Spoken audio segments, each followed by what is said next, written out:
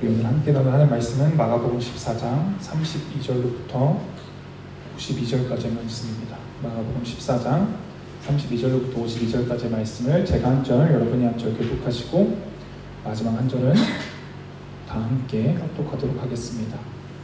그들이 겟세마네라 하는 곳에 이르매 예수께서 제자들에게 이르시되 내가 기도할 동안에 너희는 여기 앉아 있으라 하시고 베드로와 야고보와 요한에게 말씀하시되 내 마음이 심히 고민하여 죽게 되었으니 너희는 여기 머물러 깨어 있으라 하시고 죽은 나사가 땅에 엎드려 누울 수 있는 대로 이때에 자기에서 지나가기를 이르시되 아빠 아버지여 아버지께는 모든 것이 가능하오니 이 잔을 내게서 옮기시옵소서. 그러나 나의 원대로 마옵시고 아버지의 원대로 하옵소서 하시고 그들에게 말씀하시되 시몬아 자녀야 내가 한시라도 깨어 있을 수 없느냐. 시험에 들지 않게 깨어 있어 기도하라. 마음에는 원이로되 육신이 약하도다 하시고 다시 나아가 우리의 말씀으로 기도하시고 다시 오사 보신즉 그들이 자니 이는 그들의 눈이 심히 피곤함이라. 그들이 예수께 무엇으로 대답할 줄을 알지 못하더라. 세 번째 오사 그들에게 이르시되 이제는 자고 오시라. 그만 되었다. 때가 왔도다. 보라 인자가 죄인의 손에 팔리니 일어나라 함께 가자. 보라 나를 파는 자가 가까이 왔느니라. 예수께서 말씀하시되 곧 12인 중에 하나인 유다가 왔는데 대제사장들과 서기관들과 장로들에게서 다스리는 무리가 검과 몽치를 가지고 그와 함께 하였더라. 예수를 파는 자가 이미 그들과 군호를 짜 이르되 내가 입맞추는 자가 그이니 그를 잡아 단단히 끌어가라 하였는지라. 이에 와서 곧 예수께 나와 납비어하고 입을 붙이니 그들이 예수께 손을 대어 잡거늘 곁에 서 있는 자 중에 한 사람이 칼을 빼어 대제사장의 총을 쳐 그 귀를 떨어뜨리니라. 예수께서 무리에게 말씀하여 이르시되 너희가 강도를 잡는 것 같이 검과 몽치를 가지고 나를 잡으러 나왔느냐. 내가 날마다 너희와 함께 성전에 있어서 가르쳤으되 너희가 나를 잡지 아니하였다. 그러나 이는 성전을 유명함이라 하셨으나 제자들이 다 예수를 버리고 도망하니라. 한 청년이 벗은 몸에 배후일부를 두고 예수를 따라갔다가 우리에게 잡히니 다 함께 읽겠습니다. 배옷 이불을 버리고 벗은 몸으로 도망하니라. 아멘. 기도드리겠습니다. 하나님, 우리 겟세마네에서 기도하시는 주님의 그 기도와 또 깨어있지 못하고 잠들어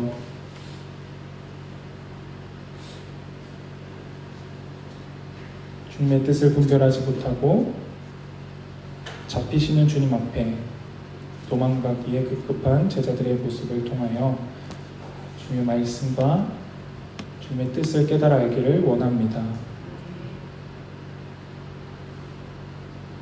하나님, 주님을 닮게 하여 주시옵소서.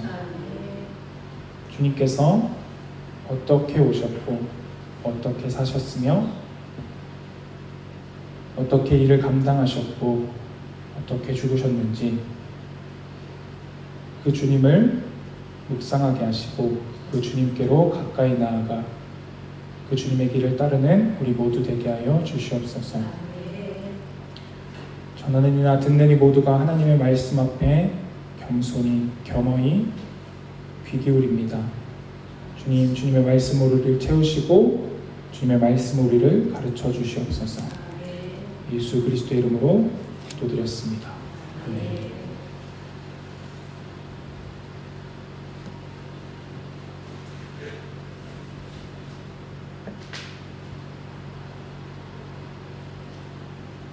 결혼하신 분들 중에 나는 부부싸움을 지금까지 한 번도 안 했다 하시는 분 있으신가요?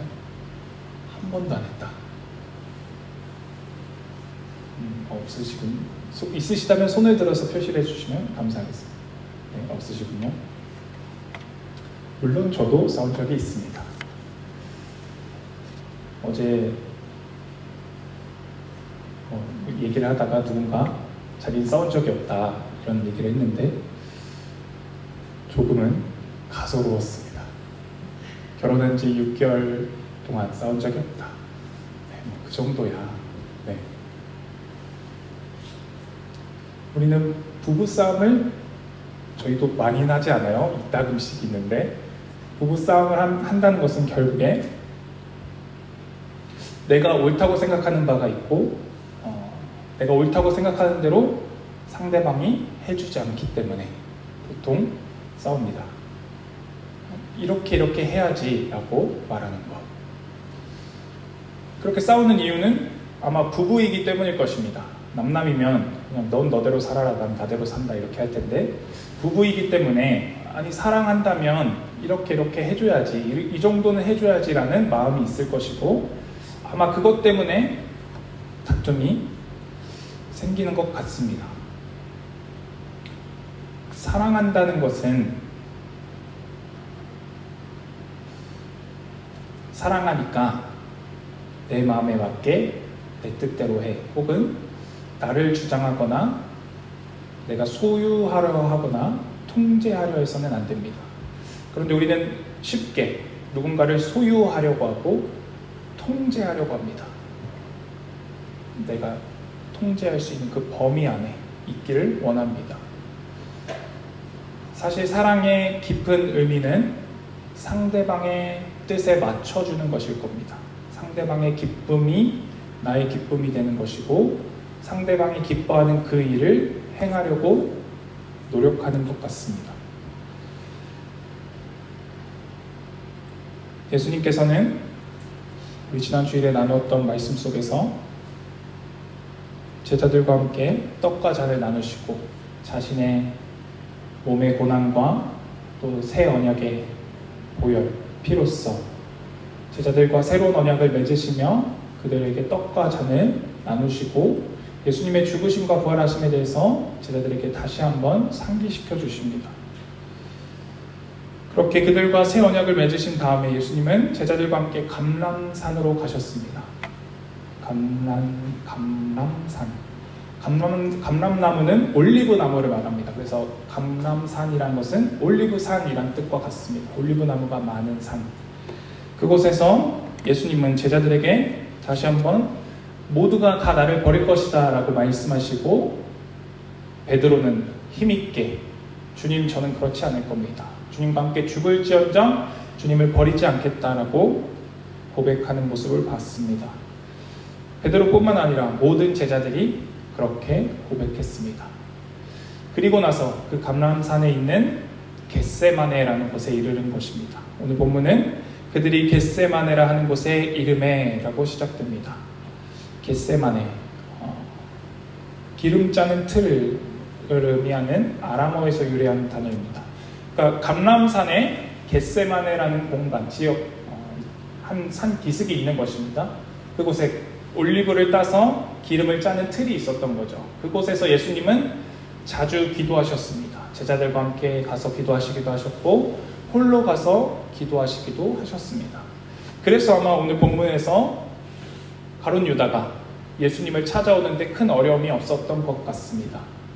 예수님을 팔려고 생각하고 마음먹고 제자들과 떨어져서 대제사장들에게 가서는 예수님이 어디 있는지 알려주어야 했는데 예수님은 자주 가시던 겟세마네라는 곳에 계신 것입니다. 이곳에서 예수님은 기도하십니다. 예수께서 제자들에게 이르시되 내가 기도할 동안에 너희는 여기 앉아 있으라 하시고 예수님이 내가 기도할 동안에 너희는 여기서 기다려라 말씀하시고는 베드로와 야고보와 요한을 데리고 가십니다. 베드로와 야고보와 요한은 예수님이 종종 중요한 자리에 데리고 다니셨습니다. 야이로의 딸, 해당장 야이로의 딸을 살리실 때도 베드로와 야고보와 요한은 함께 있었고, 변화산에서 예수님께서 변화된 모습을 본 것도 베드로와 야고보와 요한이었습니다. 중요한 자리마다 이들은 예수님과 함께하는 영광을 얻었습니다. 오늘 본문 속에서도 예수님은 이들을 데리고 가십니다. 그리고 마가는 이렇게 기록합니다. 심히 놀라시며 슬퍼하사. 예수님께서 놀라시며 슬퍼하사. 그리고 나서 이렇게 예수님께서 직접 말씀하십니다. 34절에 말씀하시되 내 마음이 심히 고민하여 죽게 되었으니 너희는 여기 머물러 깨어있으라 하시고, 예수님이, 하나님이신 예수님이 이렇게 말씀하십니다. 내 마음이 심히 고민하여 죽게 되었으니.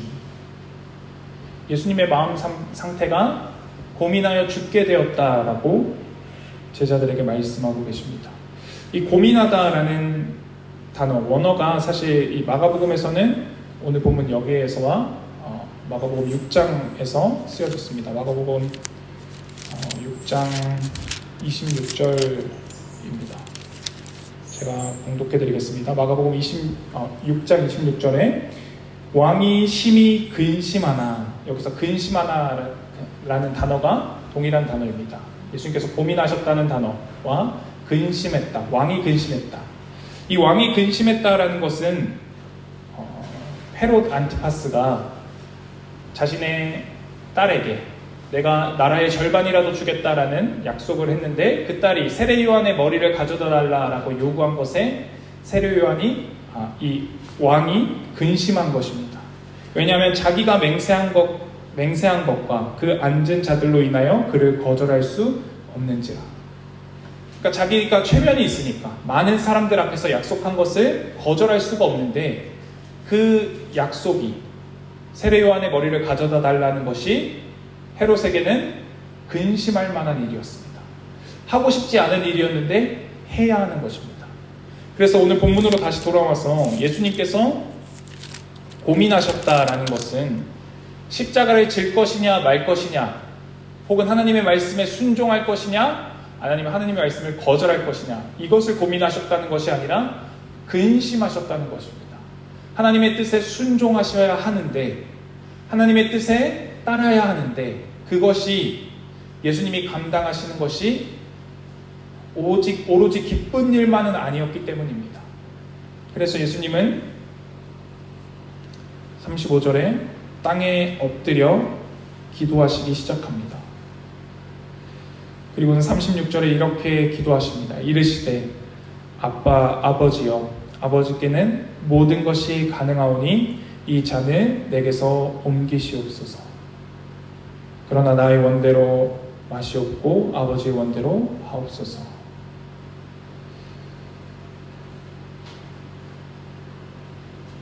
예수님이 아빠, 아버지라고 부르고 계십니다. 아빠. 헬라어 원어로는 아바입니다. 아바. 그래서 우리 개역개정 이전에는 아바, 아버지라고 번역되어 있었죠. 그래서 아바, 아버지. 좀 이 음율도 맞고 또 의미도 깊어서 이 번역을 좋아하시는 분들도 계신데, 저는 개역개정의 아빠, 아버지가 좀 더 와닿습니다. 아빠, 아버지. 아버지를 아빠라고 부른다는 것은 친밀한 단어입니다. 특히 히브리 문화권 속에서 아바라고 부른다는 것은 어린아이가 아버지를 친근하게 부르는 것이기도 하지만 성인들도 아버지를 친근하게 부를 때 아바라고 불렀습니다.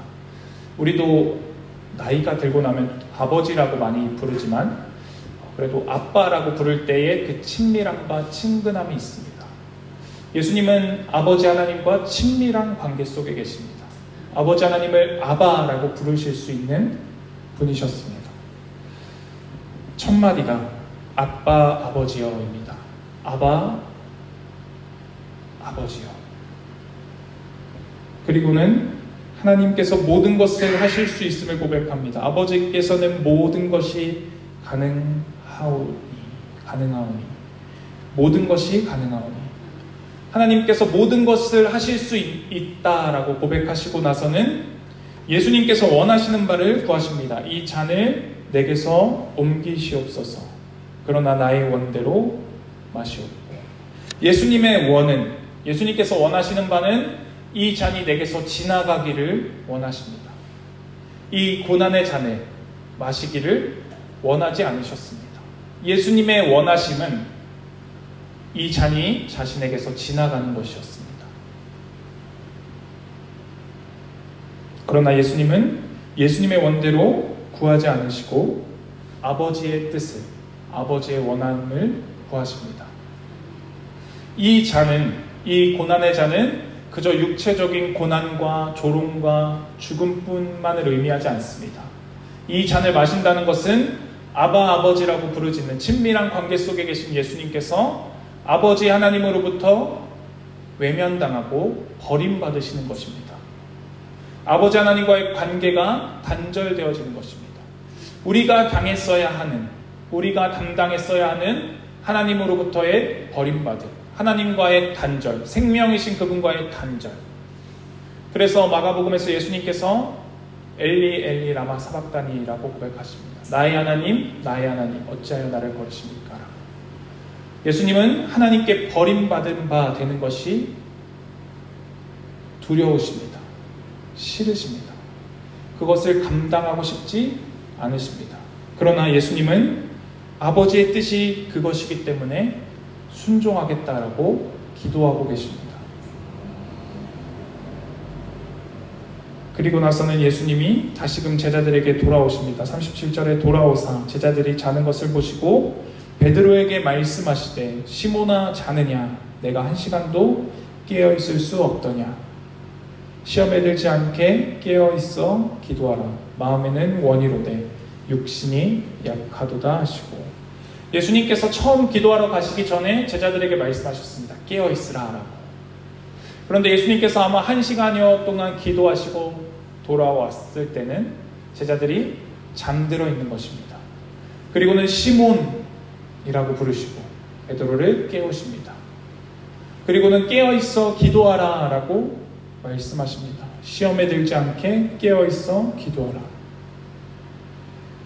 우리가 시험에 들지 않는 길은 깨어 기도하는 것입니다. 근데 사실 제자들의 이 상황을 보면 잠드는 것이 한편으로는 이해가 되기는 합니다. 우리 14장에 쭉 나눈 말씀들이 하룻밤 사이에 이루어진 것입니다. 날이 저물어서 6월절 만찬을 나누시고 그리고 나서 제자들이 죽을 것을 말씀하시고 제자들이 자신을 배신할 것을 말씀하시고 제자들과 함께 산에 오르셨습니다. 감람산에. 그 밤에 산에 올라서 또 겟세마네라는 곳에 이동해서 그곳에서 예수님께서 1시간여 동안 기도하신 것입니다. 제자들이 피곤할 만하고 잠들 만합니다. 그런데 그들은 예수님이 지금 어떠한 처지에 놓여 있는지 잘 모르기 때문에 잠든 것입니다. 극박한 상황임을 알고 있다면 곧 예수님께서 팔려가시고 예수님께서 고난당하실 것을 알았더라면 그들은 잠들지 않았을 것입니다. 그들은 마음에는 원했지만 예수님을 따르기를 원했지만 육신이 약했다라고 예수님께서 말씀하십니다. 그리고 예수님은 다시 나아가서 동일한 말씀으로 기도하십니다. 아버지의 뜻대로 이루어달라라고. 그리고 다시 돌아오셔서 보셨는데 그들은 또 자고 있습니다. 눈이 심히 피곤함이라. 눈이 저절로 감기는 그들이 예수님께서 오셨을 때 또다시 잠든 자신들의 모습 때문에 어떻게 대답해야 할 줄 모르고 있습니다. 예수님은 다시 한번 나가셔서 기도하시고 세 번째 오셔서 제자들에게 말씀하십니다. 이르시되 이제는 자고 쉬라. 그만 되었다. 때가 왔도다. 보라 인자가 죄인의 손에 팔리느니라. 일어나라 함께 가자. 보라 나를 파는 자가 가까이 왔느니라. 예수님께서 세 번씩이나 하나님께 나아가서 동일한 기도로 기도하셨습니다. 예수님의 원은 잔이 지나가는 것이었지만 이 나의 원대로 하지 마시고 아버지의 뜻이, 아버지의 원이 이루어지기를 기도하셨습니다. 우리는 과연 어떤 기도로 하나님께 나아가고 있습니까? 우리의 기도를 한번 돌아보아야 합니다. 하나님께 내가 원하는 것을 구하고 그것을 응답받는 일은 귀한 일입니다. 그러나 그것만이 우리의 기도의 전부가 되어서는 안 됩니다. 우리의 기도는 예수님의 이 기도의 자리까지 나아가야 합니다. 예수님이 원하시는 바는 참된 것이었습니다. 예수님이 정욕으로 쓰려고 다른 것을 구하신 것이 아니라 예수님은 참된 것을 구하고 계십니다. 하나님과의 신실한 교제 속에 있기를, 하나님과의 단절이 자신에게 임하지 않기를, 하나님의 진노가 자신에게 쏟아지지 않기를 원하셨습니다. 우리가 이것을 구해도 정당한 것입니다. 예수님이 지금 구하시는 것도 정당한 것입니다. 그러나 예수님은 자신의 뜻이 아니라 아버지 하나님의 뜻을 구하고 있습니다. 예수님께서는 아버지 하나님을 사랑하셨습니다. 사랑한다는 것은 통제하려는 것이 아니라, 소유하려는 것이 아니라 그의 뜻에 따르는 것입니다. 순종하는 것입니다. 우리가 하나님을 사랑한다라고 고백한다면, 하나님을 사랑한다라고 고백하고 있다면 우리의 기도는 하나님의 뜻을 구하는 기도여야 합니다. 우리가 하나님을 사랑한다라고 말하고 마치 부부가 내가 원하는 바를 상대방에게 요구하듯이 내가 원하는 바를 하나님께 요구하고 있지는 않은지, 그 요구만 있지는 않은지 관계를 점검해야 합니다. 예수님은 자신의 원하는 바만 구하지 않으시고 하나님의 뜻에 순종하기를 구하셨습니다. 우리의 기도 또한 내가 원하는 바만을 하나님께 구하는 것이 아니라 하나님의 뜻이 무엇인지를 구하고 그 하나님의 뜻에 순종할 수 있기를 구해야 합니다.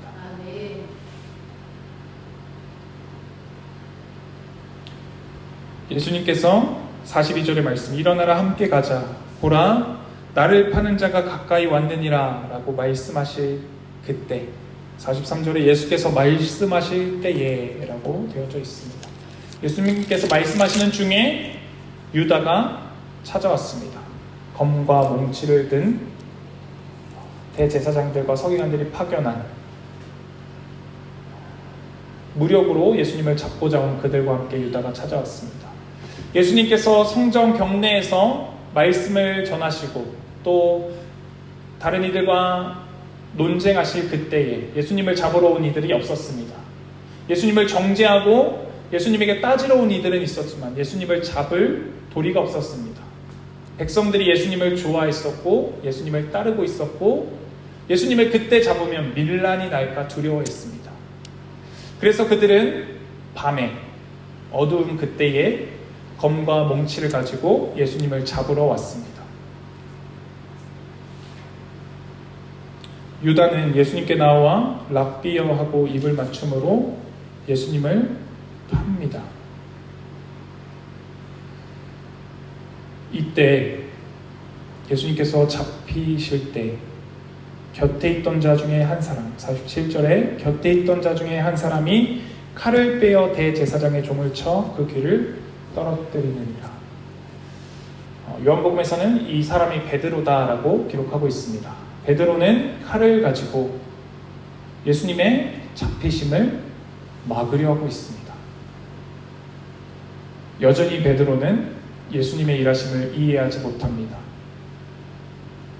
죽으실 수 없습니다 라고 말했던 그 베드로, 제가 주님과 함께 죽을지언정 주님을 버리지 않겠다라고 말했던 그 베드로, 여전히 그는 자신의 힘으로써, 자신의 능력으로서 예수님의 사역을 자신의 뜻대로 이끌어가고자 합니다.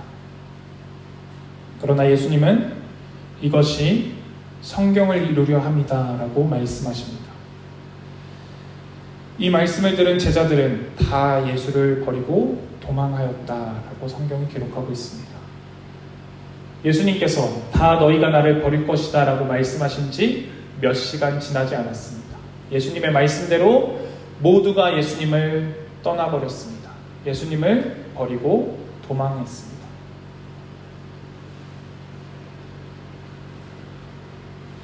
예수님은 하나님의 뜻을 따르고자 하고 있고, 제자들은 그 뜻이 무엇인지도 알지 못했고 그 뜻을 따를 힘도, 그 뜻을 따를 능력도 없었습니다. 제자들이 예수님을 따르지 못했던 이유를 그들이 깨어서 기도하지 못한 것으로 볼 수 있지만 그것만으로는 부족합니다. 그들이 분명 깨어 기도했다면 하나님의 뜻을 분별했을 것이고 예수 그리스도를 따랐을 것입니다. 그러나 그들은 잠들어 있었고 깨어 있지 못했습니다. 그래서 그들은 하나님의 뜻을 분별할 수가 없었습니다. 예수님은 하나님의 뜻을 구했고 하나님의 뜻에 순종하지만 제자들은 하나님의 뜻에 관심이 없었고 하나님의 뜻을 오해하여서 하나님을 따를 수가 없었습니다. 우리의 신앙이 예수님을, 하나님을 오해하고 있지 않은지를 항상 점검해야 합니다. 하나님이 일하시는 방식, 하나님이 일하시는 방법, 그것이 제자들에게는 납득이 되어지지 않는 것입니다. 메시아가 오셔서 붙잡히십니다. 세력을 모아 새를 불려서 어떤 일을 이룰 줄 알았던 그분이 아무런 힘도 없이 붙잡혀 가고 계십니다. 그래서 제자들은 다 예수님을 버리고 떠납니다. 그들이 시험에 걸려서 넘어지고 만 것입니다. 우리가 하나님의 말씀에 불순종하는 것은 이들의 모습과도 같습니다. 우리가 하나님의 말씀에 불순종하고 있는 이유는, 하나님의 말씀에 순종할 수 없는 그 이유는 우리가 하나님을 모르기 때문입니다.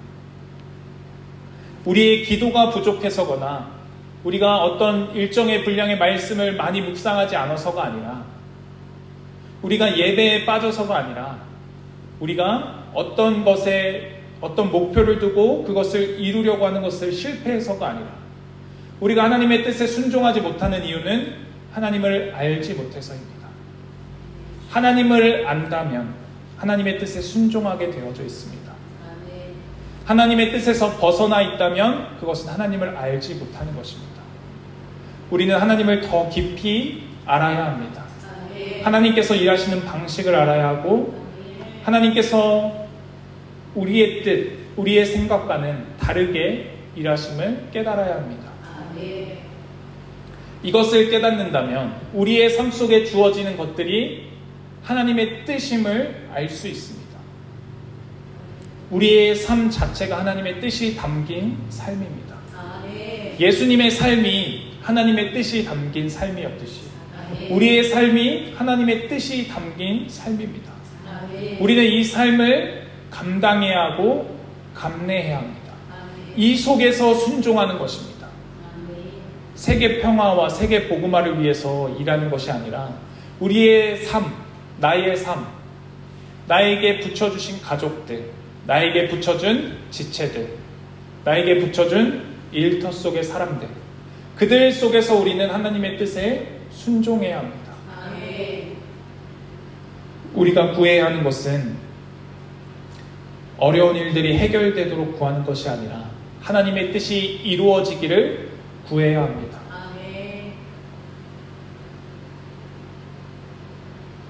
제자들은 하나님을 오해했고 하나님을 몰랐기에 실패하고 있습니다. 모두가 실패했습니다. 예수님의 제자들 모두가. 한 사람은 예수님을 팔았고 나머지 모두는 예수님을 버리고 도망하고 있습니다.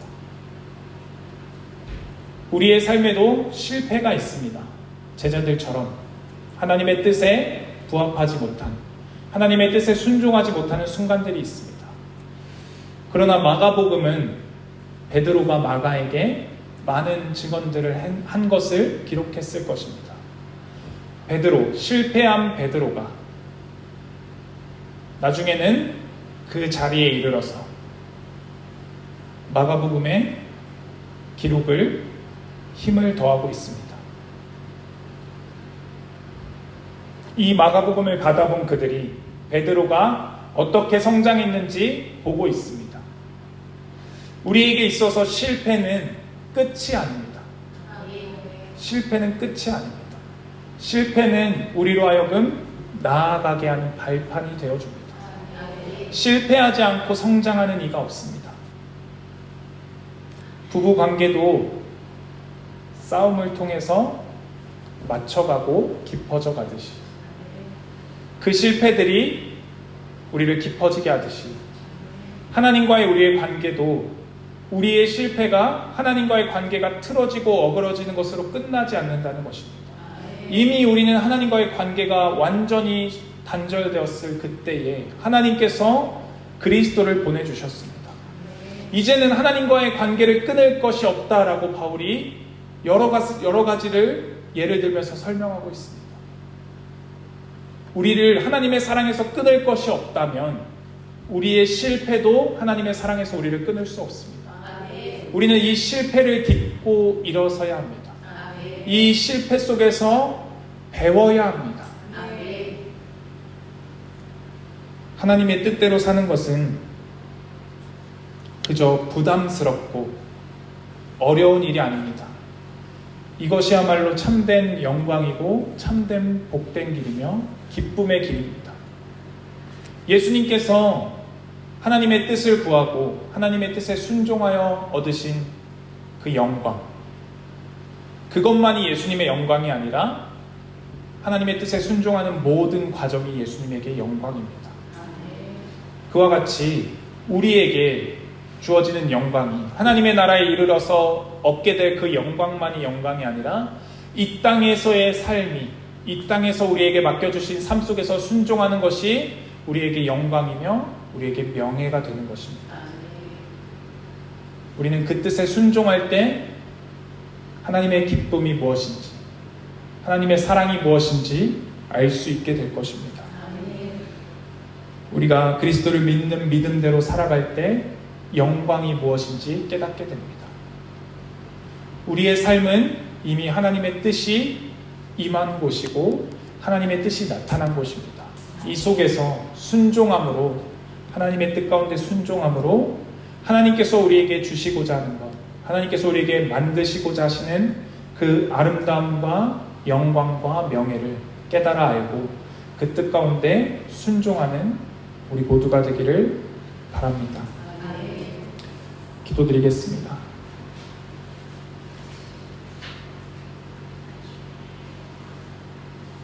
하나님, 우리는 하나님을 자주 오해합니다. 힘있고 능력이 있어 모든 것을 하실 수 있는 분께서